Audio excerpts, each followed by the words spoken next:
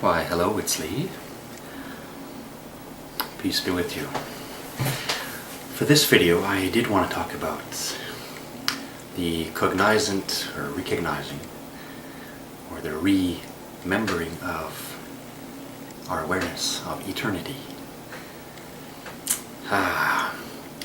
When we are putting ourselves in the misconception that and it's kind of funny because even though we know we are more than these bodies, we will continue and stuff, but a lot of people don't know this,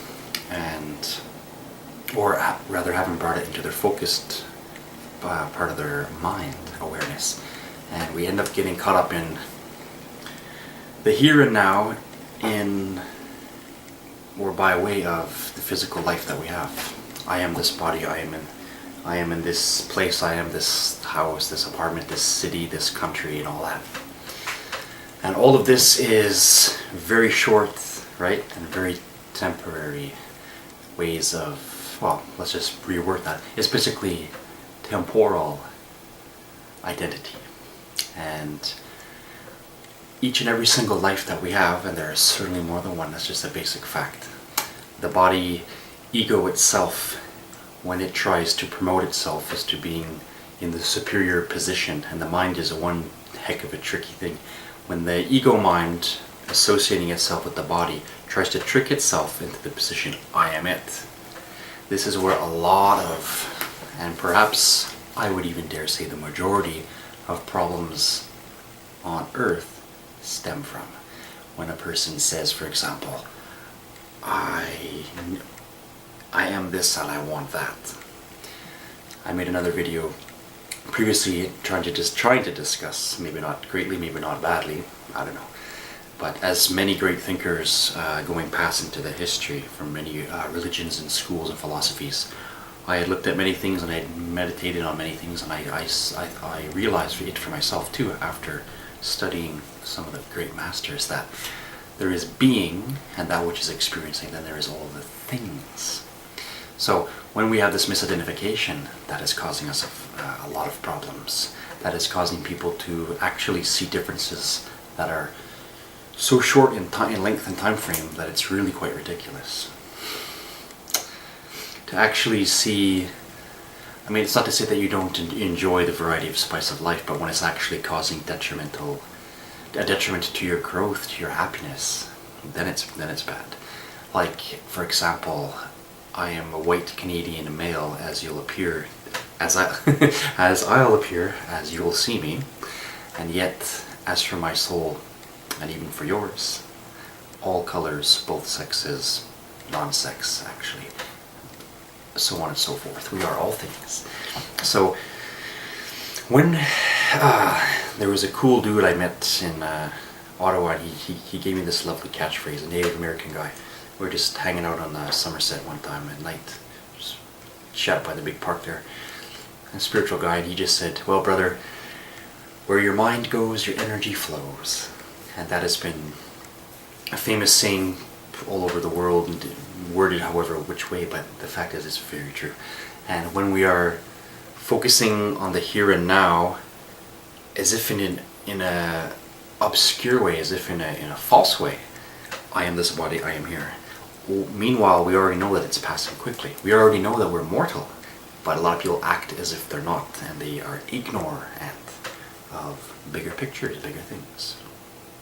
It's like having a very limited tunnel vision, and all you see is that. And you've told yourself, all that these eyes see, that's what there is, but that's certainly not the case. When we open our minds a lot more, start to see in different ways, start to sense things in different ways, then of course, big picture is had and recognized. Now, for all that lengthy introduction, sorry about that, but I do really want to focus on eternity. When we get past this body-ego fear that clings to, what it clings to is the idea, the thought itself that I'm separate, I'm this. And yet it is a self-contradiction, and it is a very foolish thing, because it already knows that it's going to pass. The body, it's going to pass. That ego that attaches itself to this body. When someone has fear of death, it's a fear of, for a couple of reasons, but a lot of it has to do with, oh no, I'm going to let go of that body, that identity that identity that I'm used to, that I've formulated for myself, that I've been experiencing, that has been my life. But being so short as it is, when you are judging and cognizing and identifying the world just as this physical, tangible stuff, this manifested 3D matter, that is a dense, low energy, that is not the be-all and end-all of all things whatsoever. Like we said, and as others have echoed for a long time, when we identify with this, we do not see eternity very well. Now, whether someone is an atheist or a scientist looking on a type of physics and thinks that it's that or that or that, or whether someone is religious and thinks that it's that and that, it doesn't matter. We all can realize, and we can say plainly and truthfully, that the word eternity, the idea of endless time, it exists as a truth in our minds. Even if you think, oh, I am my short body and when I die, that's it. But the idea that things keep going, right? Now, reincarnation is very true, but for those that don't believe it, well, I'm not going to take this video necessarily to convince you, but if something gets sparked, maybe. I'm always hoping, because I love everybody and I always hope. But let's just say people that existed on this earth thousands of years ago, well, whatever they believed in or not, the fact is humans are still going, time still exists. Even after this earth cleanses and dies and is reborn and this sort of thing, it doesn't mean that that's it.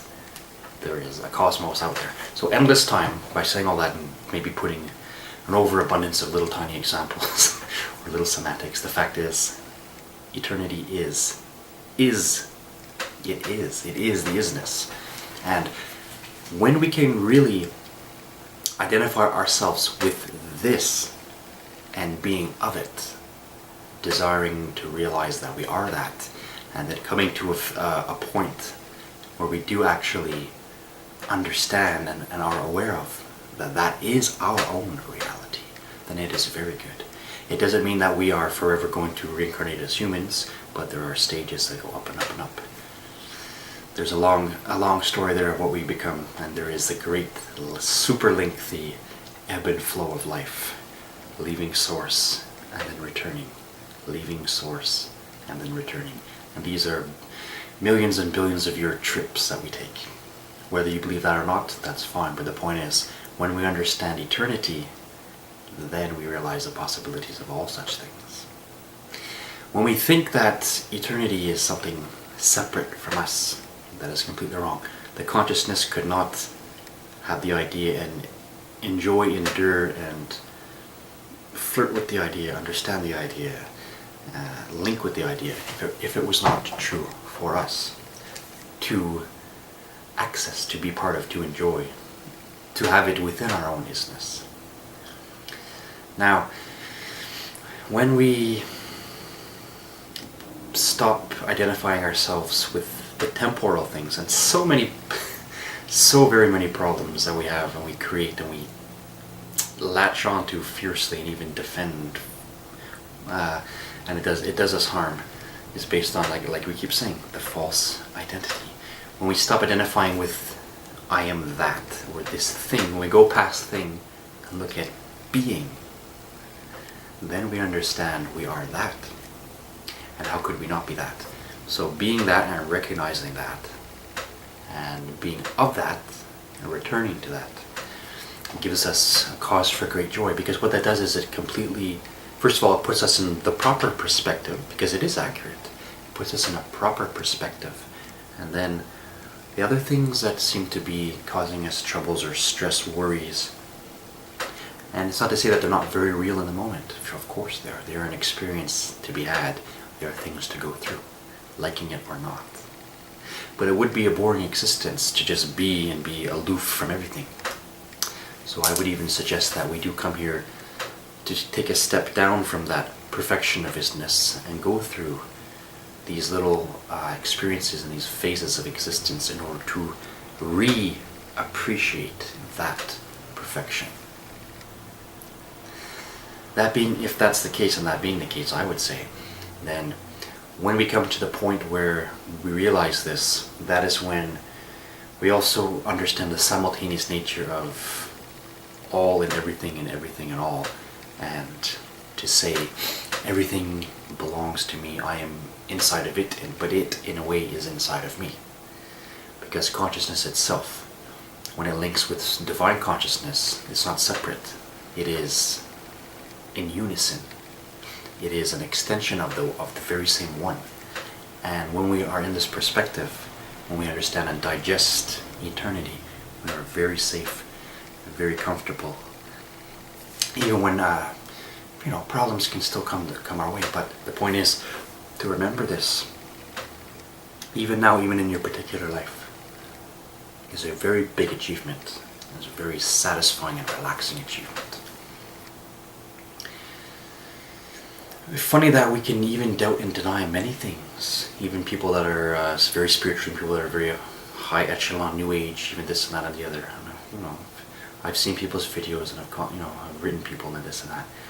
But even in many places, the fear remains and the identity is unsure and it doubts sometimes. But the fact is, while we are already being mortal, we already are in a mortal experience. It is only that ego that has the denial and the doubt. It is not even you that is doubting and denying. It is that temporary misplaced ego that is having that freedom to do so. And that is a very humongous and great proof of our free will being extremely respected, because we can do and attempt to do many things and resist and rebel in a great variety of ways. And unless there was the ability to leave that perfection and go through all these experiences to remember and reappreciate, unless there was the means to do so, we would not be able to do so. So there's always going to be what we can call the necessary adversary. It doesn't mean it's two separate sources. It doesn't mean it's against each other. It is like two sides of the same coin. It is the yin and the yang, and yet it is one. In this understanding, this appreciation, identifying ourselves with this, then we are in a very supreme condition and mode of identity in which we can, first of all, understand and enjoy our very self, our very being, our very core, and then deal with the world and worlds that we're in. As many sages and philosophers were fond of pointing out, there is a huge difference between Earth and manifested planets and then the world, right? There is such a thing as focal points of consciousness and manifested areas and domains, and then there is that which those exist within. So understanding the isness is the great achievement. And one of my mottos that I've been giving to myself and sharing lately is try to find your nowness in the isness. And the nowness meaning I always am. Remember, even Jesus was referring to himself with the Yahweh, meaning the I am, the eternal, the isness. And whether it's Siddhartha, the Buddha, or whoever, the point is, this realization gives us supreme maturity and great confidence, and an ability with which to tolerate and understand so very many things. And then when that little sneaky voice in the back of our head comes up, yeah, but, tell him or her to be quiet and listen to your own deeply seated identity, which is beyond all these things. It's like being the life of the tree or being the trunk, and then the branches are trying to say, but I'm it, whereas they are not. It is the totality making up the bigger picture, right? So when we can understand this, then we understand, and to use that the analogy, we understand that we are the tree of life. We are of it, but we also are it. When we have the idea of being separate, then we have the idea of fend for myself, compete. You do what you gotta do. I'll take care of me. And this division is causing all the problems in the planet based on misidentity. The emotions are unbalanced because the mind is in ignorance and is not and in arrogance and is not coming to the stage where it wishes to look at things as they are. And it is about, you could say, fear versus love, but it's about ignorance versus real knowledge. It is about understanding and appreciation versus a lack to desire to do so. But even someone that does not seem to have a desire to become enlightened, just to use that word, to find nirvana, to find the kingdom of heaven, eventually that soul will. And you do not have one life to get it.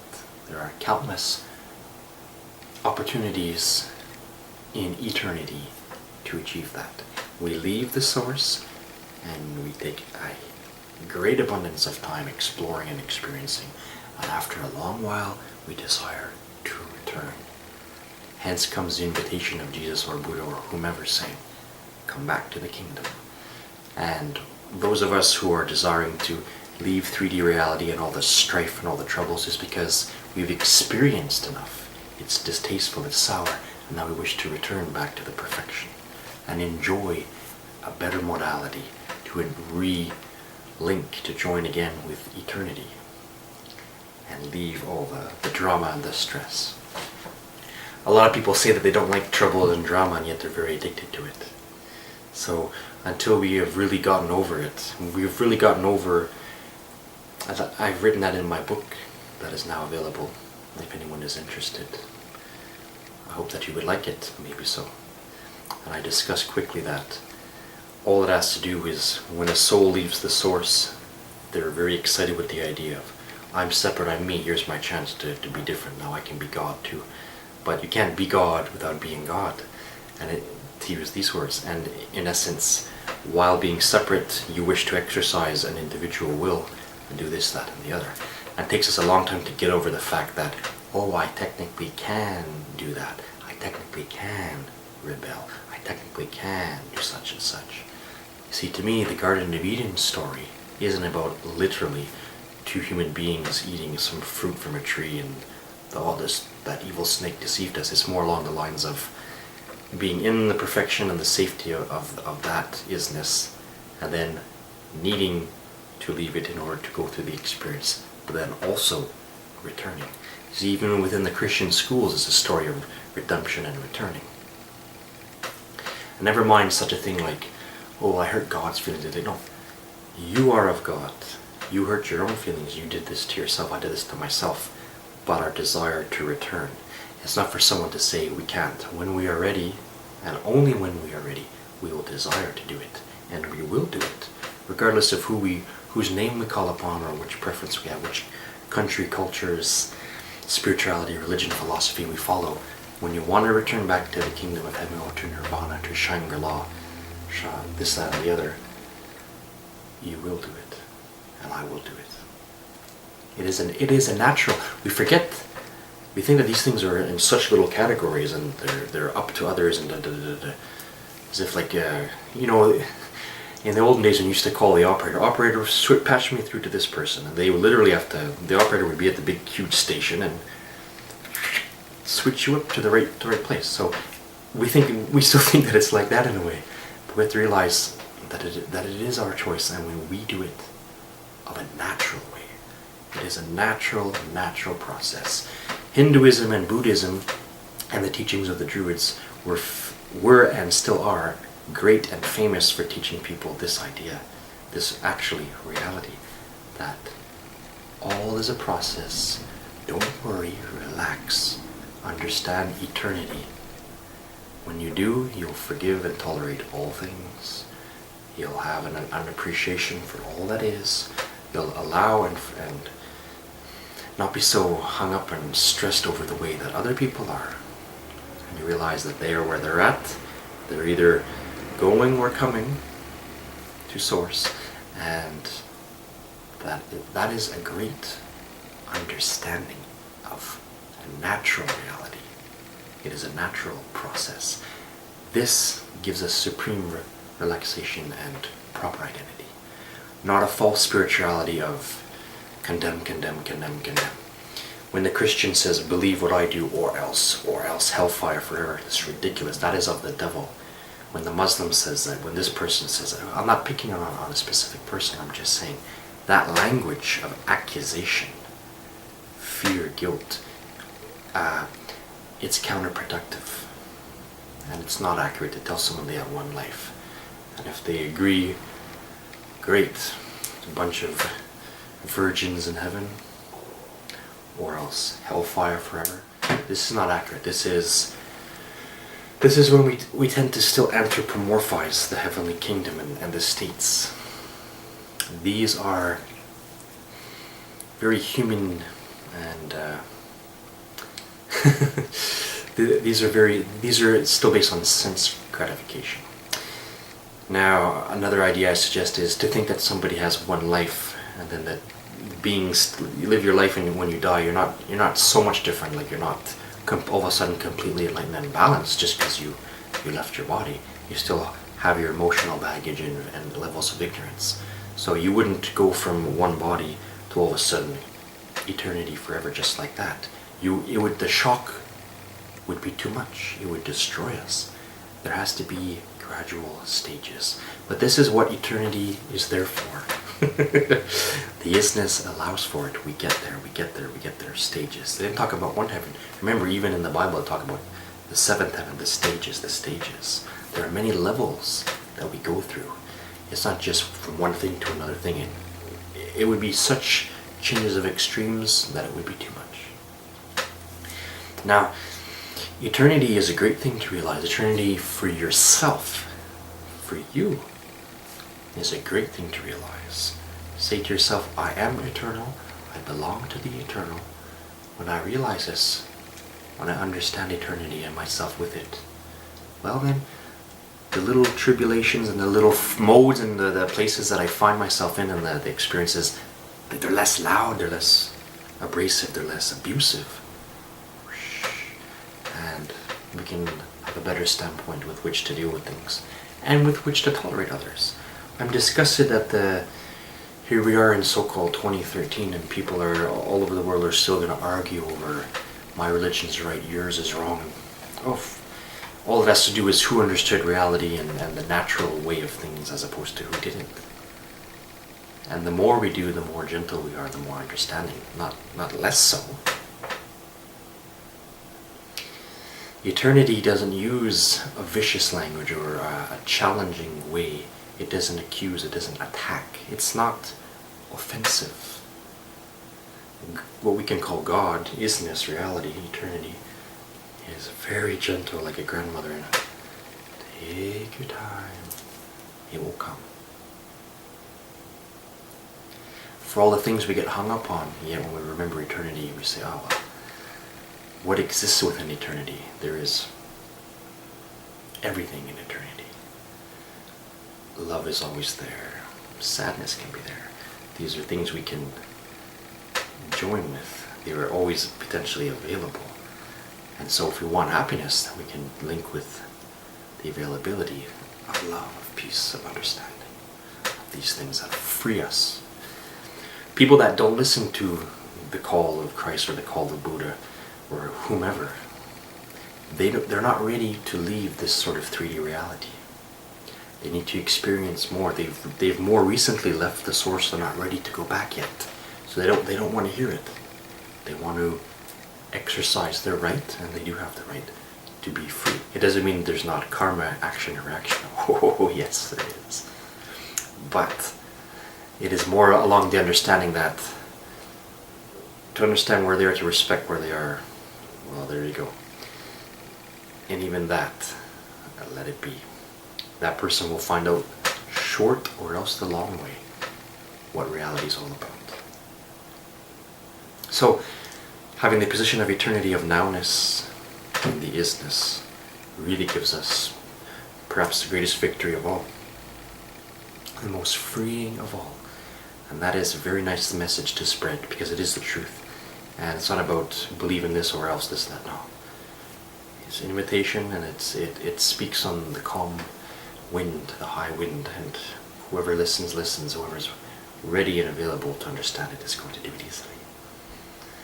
We have eternity to do this dance we all are already doing.